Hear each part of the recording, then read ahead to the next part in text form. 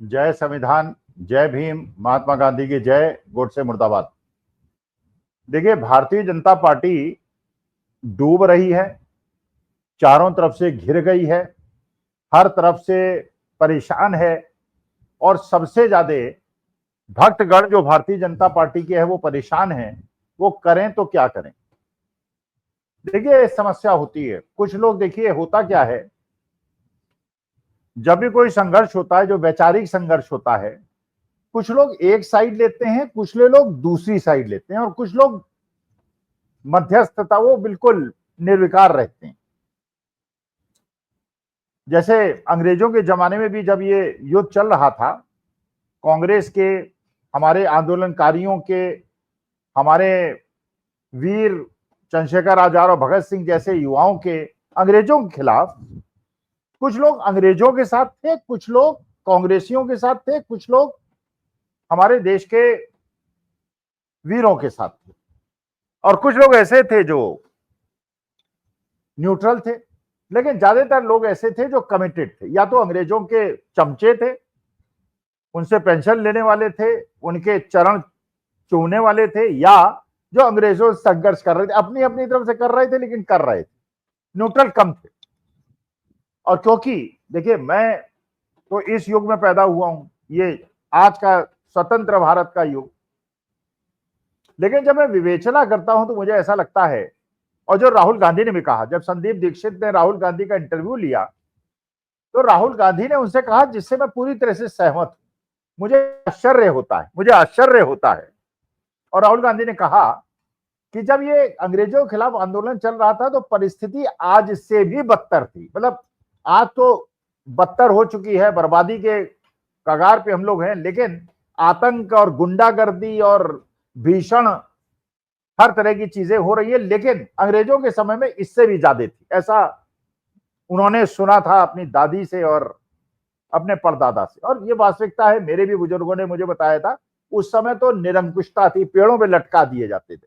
आज पेड़ों पे नहीं लटकाते हैं, आज लिंच करते हैं, लेकिन उसमें पेड़ों पे, और जो बुलंदशहर वगैरह में तो हजारों हिंदू और मुसलमानों को पेड़ों पे लटका दिया था। चमचे थे जो अंग्रेजों के दलाल थे, वो बच गए थे, लेकिन बाकी लोग, लेकिन राहुल गांधी ने जो कहा, उन्होंने कहा कि देखिए, उस समय के लोगों में इतनी ज्यादा वीरता थी और इतना ज्यादा अपने देश के प्रति समर्पण था, और देश के लिए, देश को स्वतंत्र कराने के लिए लोगों ने प्राण निछावर किए। भगत सिंह चाहते तो माफी मांग के बच सकते थे, उनके मां ने भी उनसे कहा था, लेकिन वो प्राण दे दिए उन्होंने। लेकिन उन्होंने देश के लिए, और आजाद, चंद्रशेखर आजाद प्रयागराज के रहने वाले, अपने मतलब जहां उनकी मौत हुई, रहने वाले तो इटावा या उधर के थे, अपनी कनपट्टी में बंदूक लगा के मार दिया, आजाद हूं, आजाद मरूंगा, लेकिन अंग्रेजों के सामने समर्पण नहीं। उन लोगों ने कर दिया था। कोई लोगों ने पेंशन ले ली थी 60 रुपए की, नाम उनका लेना नहीं चाहता, आप सब जानते हैं। लेकिन उस समय लोगों में, जबकि ये संचार का युग नहीं था, कम्युनिकेशन नहीं था, इतने व्हाट्सएप नहीं थे, और ये सारी चीजें नहीं, बल्कि व्हाट्सएप पे तो आजकल जहर फैलाया जाता है, गंदी बातें करके, झूठ फैला के लोगों को। वो उस जमाने में वो भी नहीं था, लेकिन इसके बावजूद गरीब जनता, दबाई गई जनता, क्योंकि राजे रजवाड़े थे तो अंग्रेजों के दलाल बन गए थे। एक राजे रजवाड़े उधर ग्वालियर साइड के हैं, वो भी अंग्रेजों के दलाल थे, और रानी लक्ष्मीबाई के साथ धोखा देने वाले भी अंग्रेजों के साथ थे। आजकल मंत्री बने हुए हैं, वो अलग मुद्दा है। लेकिन देश की जो गरीब जनता थी, जो अफोर्ड नहीं कर सकती थी, वो भी अंग्रेजों के साथ जाके खड़ी हो गई थी। और बिना संचार युग के महात्मा गांधी या चंद्रशेखर आजाद या भगत सिंह या सुभाष चंद्र बोस, सबके साथ मिलके अपनी अपनी तरह से सबने अंग्रेजों के खिलाफ लड़ाई लड़ी। लेकिन उस समय जो जोश था देश के प्रति, आज राहुल गांधी ने कहा वो जोश नहीं है। आज परेशान हैं, अपने को फंसा हुआ महसूस करते हैं, अपने को धोखा खाया हुआ महसूस करते हैं, लेकिन डरे हुए हैं। इसलिए वो बार बार कहते हैं, डरो मत, डरो मत, डरो मत, क्योंकि लोग डरे हुए हैं। और ये गुंडे बदमाशों ने डरा रखा है। अच्छा, गुंडे बदमाशों को क्या है, उन्हें तो दारू चाहिए, मुर्गा चाहिए, पैसा चाहिए, वो उनको मिल रहा है, दलालों को मिल रहा है। खैर, उनका भी नंबर आएगा, उनको भी मिलना बंद हो जाएगा, वो भी ठोके जाएंगे, लेकिन अभी फिलहाल वो आनंद में है। अच्छा, जो लोग कमिटेड होते हैं, जैसे मान लीजिए आज के तारीख में मैं कमिटेड हूं, मेरा एक सिद्धांत, महात्मा गांधी, पंडित जवाहरलाल नेहरू और जितने भी देश में 21वीं शताब्दी की तरफ देखते हैं के समर्थक वाले लोग हैं, और जो पुराने युग में जाके हिंदू मुसलमान ये किया, औरंगजेब ने ये किया, फलाने ने किया, ढिकाने ने करके और पुरानी बातों में लगा के और हमारे देश के युवाओं को दिग्भ्रमित करके उनको विकास से, और लोग हैं जो अनपढ़ हैं, कम पढ़े लिखे हैं, वो उनसे भ्रमित हो जाते हैं और दूसरे धर्म से घृणा करने। मेरे ख्याल से जो ये नफरत का माहौल है ये देश के लिए हितकारी, लेकिन आई विल स्टैंड। और मेरे जैसे लाखों लोग हैं, आप जैसे लोग हैं जो मेरे कार्यक्रम को सुनते हैं। मेरे कार्यक्रम को वही सुनते हैं जो राष्ट्र प्रेमी लोग होते हैं, देश को प्यार करने वाले होते हैं। मेरे को वो जो विरोधी लोग हैं जो आज अंग्रेजों के दलालों के भक्त हैं, वो गोदी मीडिया को देखते हैं, वो हमारे चैनल को हम देखते हैं, तो लोग बटे हुए इधर हैं या उधर है। तो हम अगर अपनी कमिटमेंट को तो चेंज कर नहीं सकते, हम तो गांधी के साथ रहेंगे, और जो गोडसे के साथ रहने वाले हैं वो गोडसे के साथ रहेंगे, वो भी गांधी के साथ नहीं आ सकते। इसलिए उन्होंने अपने को कमिट कर लिया है। मैंने गांधी के साथ कमिट कर लिया, उन्होंने गोडसे। अब कल मैं अगर गोडसे की तरफ जाना चाहूं तो आप लोग मानी बात है मेरा जीवन दुभर कर देंगे, करना भी चाहिए। और जो गोडसे को मानने वाला है और गोडसे का उसने गुणगान किया है और फिर वो गांधी की तरफ आना चाहेगा तो उसके लोग उसको ठोक देंगे। तो ये है कमिटमेंट का। अब वो बेचारे गरीब लोगों की मेरे पास फोन आ रहे हैं, मेरे पास मैसेजेस भेज रहे हैं, मुझसे रिक्वेस्ट कर रहे हैं कि साहब आर्थिक स्थिति बहुत खराब हो गई है, नौकरी मिल नहीं रही है, धंधे चल नहीं रहे हैं, दुकानें चल नहीं रही हैं, बच्चे वो हैं, बच्चों की फीस नहीं जा रही है, नौकरी से निकाल दिया गया है, ये सारी चीजें वो मुझे बताते रहते हैं। तो मैंने अच्छा उनकी मुश्किल में मैं समझ सकता हूँ। अब वो भक्ति तो छोड़ नहीं सकते क्योंकि फिर उन्हीं के लोग उनको ठोक देंगे, गुंडे बदमाश। तो अच्छा हम लोगों के साथ कम से कम ये लाभ तो है कि हमने एक न्यूट्रल मतलब एक स्टैंड ले रखा है। हमारा स्टैंड जो है वो है जिसमें हम चाहते हैं देश में बच्चों को नौकरी मिले, युवाओं को नौकरी मिले। ये वाहियात 300-400 साल पहले की दलितों पे सवर्णों ने अत्याचार किया, भगवान परशुराम ने सारे क्षत्रियों का नाश कर दिया, या भगवान राम जो क्षत्रिय थे उन्होंने परशुराम को हराया, या इस प्रकार की चीजें, हम उन वाहियात चीजों में नहीं पढ़ते। हम कहते हैं पास में जो हुआ सो हुआ, आज के तारीख में लेट अस लुक फॉरवर्ड, और देश को आगे बढ़ाना है, पुरानी बातों को भूलना है। वरना दलित सवर्णों को मारने लगे हैं, ठाकुर ब्राह्मणों को मारने लगे हैं, ब्राह्मण ठाकुरों को मारने लगे हैं, तो ये तो पूरा पाषाण युग में। लेकिन अब ये सत्ता पक्ष को तो अपनी राजनीतिक रूट, लेकिन वो फंस गए, अब वो बुरी तरह से फंस गए। अच्छा ये अब इतना ज्यादा जहर कर दिया है कि उस जहर की आदत पड़ गई है जनता को, अब उसे और जहर चाहिए, और ज्यादा मात्रा चाहिए।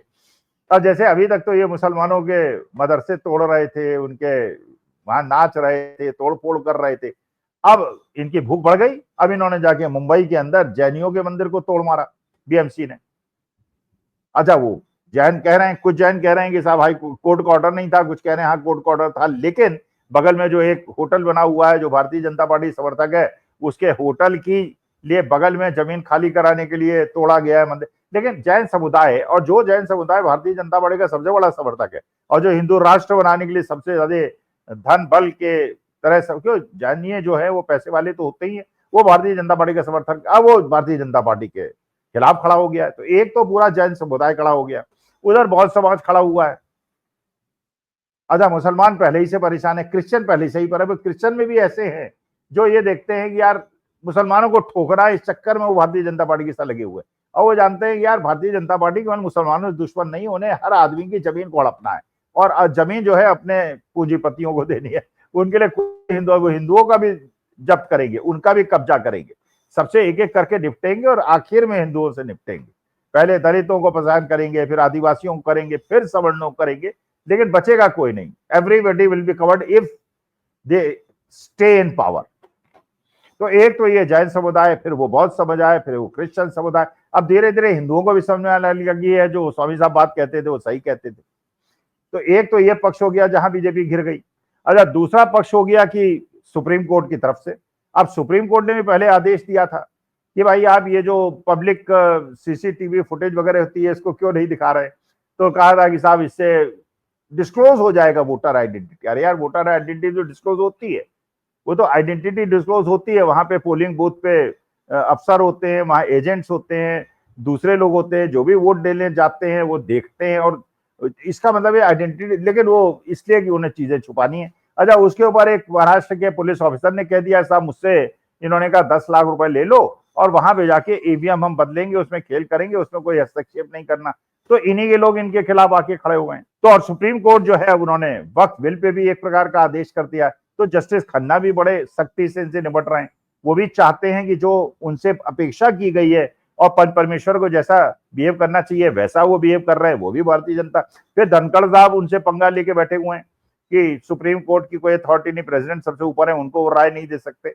अरे जब कैबिनेट मिनिस्टर्स और काउंसिल ऑफ मिनिस्टर्स राष्ट्रपति को राय दे सकते हैं तो हमारे लिए तो जुडिशियल सिस्टम से बड़ा है भाई। अगर मान लीजिए कोई खुदा ना खास्ता ऐसा हो, ऐसे होना नहीं चाहिए कि अगर कोई गुंडा बदमाश अगर राष्ट्रपति हो जाए, आज तो हमारे अभी तक जितने राष्ट्रपति हुए हैं बड़े अच्छे हुए हैं बड़े, और उनके खिलाफ बोलना भी नहीं चाहिए। मान लीजिए कल्पना कीजिए अगर गुंडा बदमाश आ जाए तो उसके बाद तो फिर कोई कोर्ट नहीं, कोई पुलिस नहीं, कोई पार्लियामेंट नहीं, कुछ नहीं। उसके बाद वो निरंकुशता से देश के अंदर अपनी गुंडाई करेगा। और सुप्रीम कोर्ट को इस प्रकार की चेतावनी देने का मतलब है कि धनखड़ साहब का मकसद है कि अब वो जुडिशियरी को भी डराने वाले। डरा तो अभी भी रखा था, तो मैं तो कहूंगा जुडिशियरी डरो मत, जो कानून और जो संविधान कहता है उसके साथ। अच्छा, अखिलेश यादव भी पहुंच गए वहां पे आगरा के अंदर। वहां भी उन्होंने कहा पूरे उत्तर प्रदेश के अंदर दलितों के साथ जैसा हो रहा है, जैसा पिछड़े समाज के साथ हो रहा है। अच्छा, वहां हमने देखा करणी सेना के, अरे वो क्षत्रिय नहीं है, वो फर्जी लोग हैं जो करणी सेना में है, नंगी तलवारें लटका रहे हैं, गुंडागर्दी कर रहे हैं, किसी के खिलाफ कोई कार्रवाई नहीं, किसी के बुलडोजर नहीं चला। यहाँ पे अगर थोड़ा सा भी कोई उपद्रव हो जाए तो बुलडोजर में बिना पूछे उनका, मुसलमानों का मकान तोड़ देते हैं, हिंदुओं का, ब्राह्मणों का मकान तोड़ देते हैं। और वहां पे करणी सेना के वो जो लोग थे उनके ऊपर कोई कार्रवाई, कोई अभी तक एक्शन ही नहीं हुआ।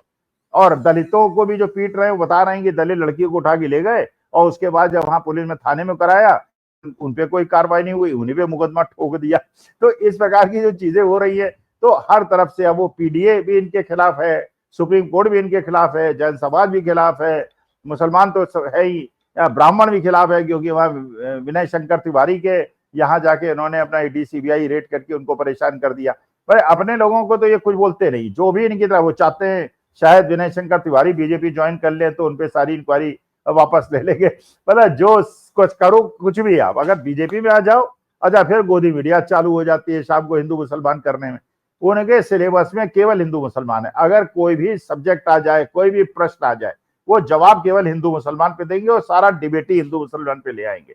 तो ये देश को पीछे की तरफ ले जा रहे हैं। धीरे धीरे भारतीय जनता पार्टी चारों तरफ से फंसती जा रही है और भक्तों को ये नहीं समझ में आ रहा है। संख्या उनकी कम हो जाती, आधी हो जाती, 10% हो जाती, लेकिन उनको ये नहीं समझ में आ रहा है कि अभी तक जिसका हमने 11 साल साथ दिया है, मोदी मोदी मोदी मोदी किया है, अब उससे विड्रॉ कैसे करें, और विड्रॉ करने के बाद अपने भी पीटेंगे और दूसरे भी पीटेंगे, तो जाए कहां। नमस्कार, धन्यवाद और प्रणाम।